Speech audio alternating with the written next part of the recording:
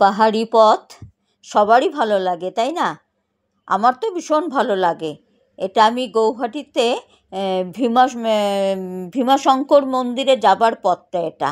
এটা তখন আমরা উঠছি, পায়ে হেঁটে উঠতে হয় এটা।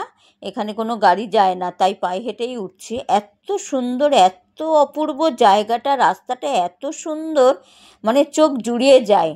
একদম মানে চারিদিকে সবুজ জঙ্গল, মনে হয় যেন একদম সাজিয়ে রেখেছে কেউ। আমাদের বাড়ির বাগানগুলোতে যেমন আমরা গাছগুলোকে মানে কাটিং করে করে যেমন রাখি, মনে হয় যেন এই জঙ্গলের গাছগুলোকেও কেউ এত সুন্দরভাবে কাটিং করে সাজিয়ে রেখেছে, এত সুন্দর। আর তার সাথে আকাশটা দেখো, একদম নীল আকাশের যেন সাদা পেঁজা তুলোগুলো ঘুরে ঘুরে বেড়াচ্ছে। এত সুন্দর লাগছে না, মানে আমি বলে বোঝাতে পারবো না যে কি সুন্দর জায়গাটা। আর এই বাঁ সাইডে যে দেখো, আমরা ডান সাইডে যখন মোড়টা নিচ্ছি, বাঁ সাইডে পুরো খাদ, পুরো পাহাড়ি খাদ।